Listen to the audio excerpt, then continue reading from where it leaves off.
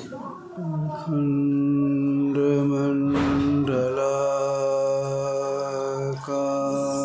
पूज्य भगरत बाबा का यह प्रवचन संतमत सत्संग मंदिर काढ़ा गुलाब में रात्रिकालीन सत्संग में हुआ था। तत्पदं दर्शितं तस्मै श्री गुरुवे नमः। नमो नमो सद्गुरु नमो जासमको नमः। परम पुरुष होते अधिक गावै संत सुजा। धन्य धन्य सतगुरु सुखदाय महिमा कही न जाय। जो कछु कहूँ तुमरी कृपा मोते कछु न बसाय।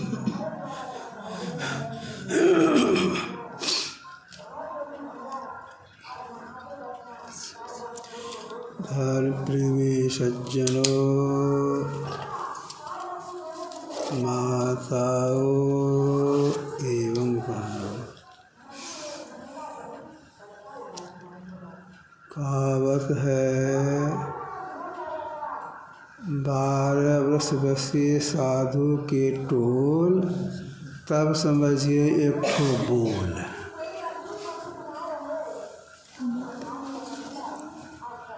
संत मत का ज्ञान बहुत गंभीरतम ज्ञान है।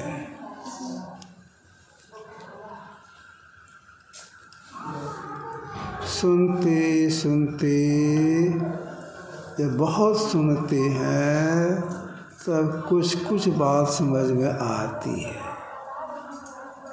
इसलिए बहुत गंभीरतम ज्ञान है। इसको जो समझ लेते हैं उनका परम कल्याण होता है।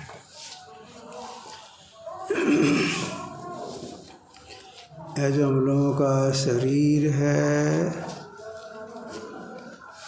जिसको स्थूल शरीर बोलते हैं, यह शरीर अपने अपने हाथ से 3.5 हाथ का है। अगर कोई आपसे पूछे ये 3.5 हाथ का आपका शरीर है, इस शरीर का शुरुआत कहाँ से है, इसकी समाप्ति कहाँ पर है? अगर आप कहेंगे आज हमारा 3.5 हाथ का शरीर है, इसका शुरुआत तलवा से है, समाप्ति माथे में जा कर के है, तो गलती हो जाएगी। इसका मतलब यह है कि आप संत मत सत्संग को नहीं किए हैं, अध्यात्म ज्ञान को नहीं समझे हैं, बिल्कुल गलती हो जाएगी। यह जो हम लोगों का शरीर है, इसका शुरुआत गुदा मार्ग से है। जब ये बैठे हैं, गुदा मार्ग से का शुरुआत है। पाँव हाथ जैसे वृक्ष का डाल हो तो ये डाल है, लेकिन शुरुआत है गुदा मार्ग से। इसकी समाप्ति भीतर, सबके भीतर में एक स्थान है जिसका नाम है सहस्त्र कमल। सहस्र कमल दल ज्योति करे झलमल, त्रिकुटी में सूर्य हो गए, गुरुदेव की वाणी है। सहस्र कमल तक स्थूल शरीर है। धर्मशास्त्र में 3 ही शरीर की चर्चा है, स्थूल शरीर, सूक्ष्म शरीर और कारण शरीर, 3 ही शरीर की चर्चा है। तो स्थूल शरीर का प्रारंभ है मुदा मार्ग से और समाप्ति सहस्र कमल में जाकर के। सहस्र कमल से प्रारंभ हो जाता सूक्ष्म शरीर, इसकी समाप्ति, सूक्ष्म शरीर की समाप्ति सूक्ष्म शरीर कहाँ तक है? त्रिकुटी मंडल तक, जहाँ सूर्य का दर्शन होता है। इसके बाद उधर शब्दमंडल, शून्य, महाशून्य, भ्रमर गुफा, ये शून्य हो गए। इसको महाशून्य का काल शरीर। 3 प्रकार के शरीर हैं। अगर कोई अपना परम कल्याण चाहते हैं, मतलब सदा के लिए दुखों से छूटना चाहते हैं, तो स्थूल शरीर को पार करें, सूक्ष्म शरीर को पार करें और कारण शरीर को भी पार कर जाए, तब जीव का परम कल्याण होता है। अब स्थूल शरीर का प्रारंभ तो है गुदा मार्ग से, समाप्ति है सहस्र कमल में। तो कहाँ से हम चलेंगे? तो हठ योगी लोग गुदा मार्ग से प्रयास करते हैं चलने का, हठ योग में ये बात है, और छठे चक्र में जाकर वे समाप्त कर देते हैं। यही उनका ज्ञान है। राजमार्ग में दोनों भावों के बीच में जो छठा चक्र है, यहीं से प्रारंभ करना पड़ता ऊपर चलने के लिए। किधर? इधर चल कर के हम स्थूल शरीर को पार करेंगे, सहस्र कमल को पार करेंगे तो स्थूल शरीर से हम निकल जाएंगे। इसके लिए क्या करना होगा? इसके लिए अपने अंदर में चलना होता है। चलने का प्रारंभ एक नाम के जप से होता है। एक नाम का जप करना चाहिए और आगे चलने के लिए नाम स्वरूप का ध्यान करना चाहिए और आगे चलने के लिए संसार कल में पहुंच जाए, उसे आगे हो जाए तो दृश्य योग करना चाहिए। दृश्य योग 3 तरह से किया जाता है। खुले आँख से, आधी आँख बंद, आधी आँख खुली और पूरा आँख बंद करके। गुरुदेव हम लोगों को उपदेश दिए हैं पूरा आँख बंद करके करो, इसमें कष्ट नहीं होगा, आँख कर की गड़बड़ी नहीं होगी, अमादृष्टि। आँख बंद करके करो। तो आँख बंद के क्या करेंगे? आँख बंद करके जहाँ गुरु निशाना बता दें देखने के लिए, ठीक वहीं देखना चाहिए। कहाँ देखना चाहिए? कि हम सहस्र कमल में पहुँच जाएं और उसके आगे हम निकल जाएं। अधः ऊर्ध और दाएँ बाएँ, पीछू पाँचों त्याग, खास्ट बीचों बीच एक निशान दृष्टि की लाग, ठीक सामने, ऊपर नीचे नहीं, आगे पीछे नहीं, सामने। तो समय लगा के करती हैं, वे अंदर में प्रवेश करती हैं। प्रवेश करने पर जब अपने अंदर में अनुभूति प्राप्त करती हैं उगता हुआ प्रकाश का, वे समझ जाएं वही वह स्थान है। साधल कमल का स्थान यही है। जैसे सूर्य उदय होने के पहले सूर्य की लालिमा देखने में आती है, ठीक ऐसे ही अंदर में लालिमा दिखाई पड़ता है। समझ यह स्थान वही स्थान है। यहाँ तक स्थूल शरीर और आगे सूक्ष्म मंडल में ही त्रिकुटी है, तो त्रिकुटी तक सूक्ष्म शरीर, और उसके आगे सूर्य मंडल में कार्यमंडल से कारण शरीर।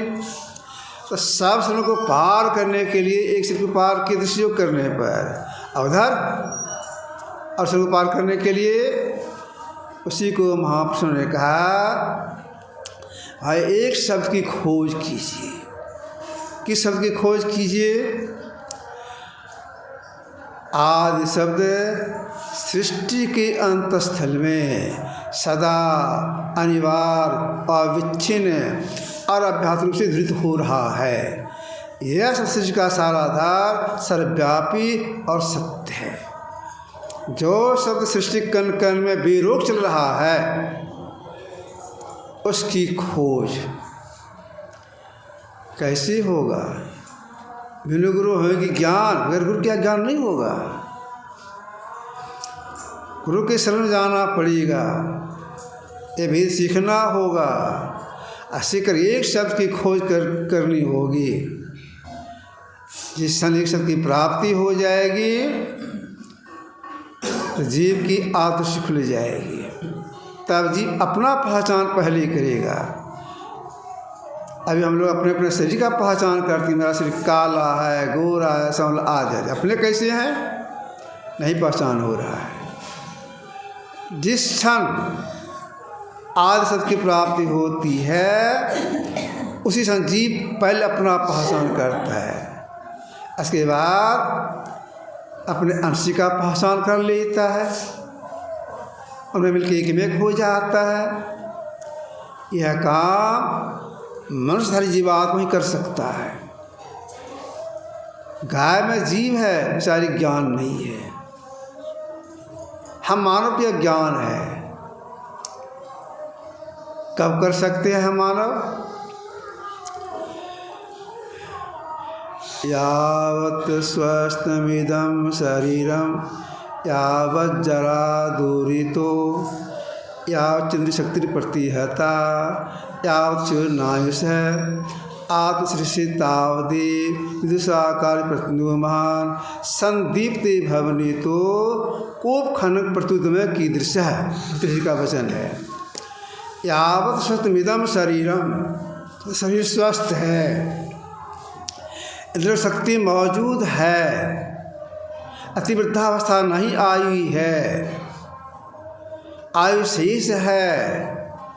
विद्वान आत्मति कार्य में लग जाओ, अन्यथा घर में आग लगने पर कूप खोदने के समान होगा। तो शरीर स्वस्थ, शरीर में स्वस्थ मन रहता है, अस्वस्थ से उपासना होती है। तो शरीर स्वस्थ रहे तभी यह साधना कर सकते हैं। कोई अस्वस्थ हो जाए नहीं कर सकेंगे। तो इसका भी ख्याल रखना चाहिए।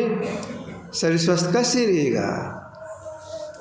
समय पर जब सब काम करेंगे, उससे रोग सबको होता है, अगर समय पर सब काम करेंगे बेसी रोग नहीं होगा। समय पर सब काम कर लेना चाहिए। समय पर यह समय पर टहलना भी चाहिए। 4 बजे भोर में टहलने का प्रयास करना चाहिए।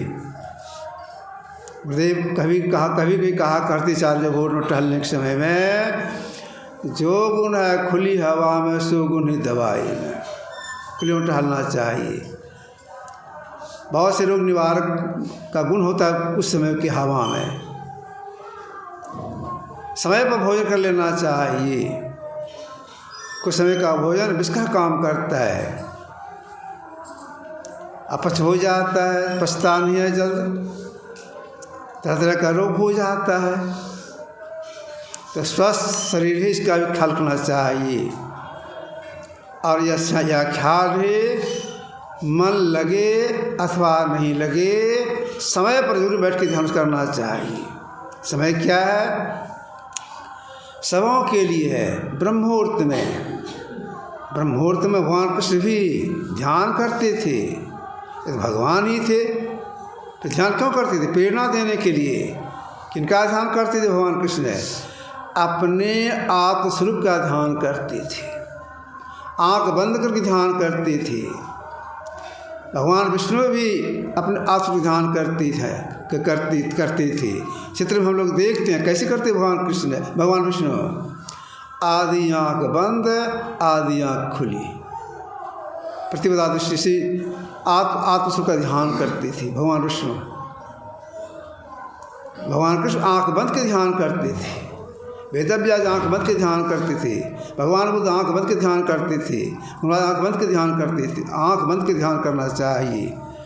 तो 3 बजे भोर में सबको ध्यान करना चाहिए। भगवान कृष्ण जब अपना आत्मस्वरूप का ध्यान करने लगते थे, अंदर में प्रवेश कर जाते थे, उस शरीर जितने रोए थे, प्रत्येक रोवा आनंद से खिल जाता था भगवान कृष्ण का। तो 3 बजे भोर में जरूर बैठ के ध्यान करना चाहिए। इसके बाद दिन में स्नान करने के बाद तुरंत स्नान करके और काम में लग, ऐसा नहीं। स्नान करके आए, जितना ही समय है उसमें बैठ के पहले जप ध्यान कर लेना चाहिए। इसके बाद दिन की समाप्ति, रात का शुरुआत, इसमें जरूर बैठ के ध्यान करना चाहिए। तो हम लोग वैदिक में त्रिकाल संध्या है, त्रिकाल संध्या जरूर करना चाहिए। यह जानकारी कहाँ मिलती है? यह जानकारी सत्संग से प्राप्त होता है। सत्संग जो कर जानकारी मिलती है कि रात्रि भोजन कुछ सवेरे कर लेना चाहिए, और ऐसा भोजन हो रात वाला जो जल्द पचने वाला हो, हल्का भोजन हो। बहुत से महात्मा लोग रात में 1 गिलास दूध लेते हैं, बाकी कुछ नहीं लेते हैं। बहुत लोग रात में दूध भी नहीं लेते हैं, उपवास कर जाते हैं। बहुत लोग कम खाते हैं, बहुत कम आधा खाते, जहाँ 4 रोटी खाते हैं वहाँ 1 रोटी 1.5 रोटी खा के समाप्त कर देते हैं। सवेरे सो जाते हैं, तब रात में जग के ध्यानाभ्यास करते हैं। तो जो भोजन संयम करते हुए रात में जग के ध्यान कर सकते हैं। संध्या काल में बहुत लोग सो जाते हैं, सोना नहीं चाहिए। उस समय में धन की हानि होती है, नहीं सोना चाहिए। यह जानकारी कहाँ मिलती है? सत्संग से जानकारी मिलती है। यही आपकी थोड़ा सा रखा। बोलिए प्रेम से आरती।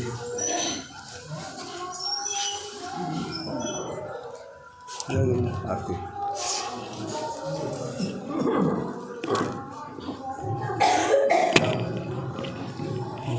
पारती संग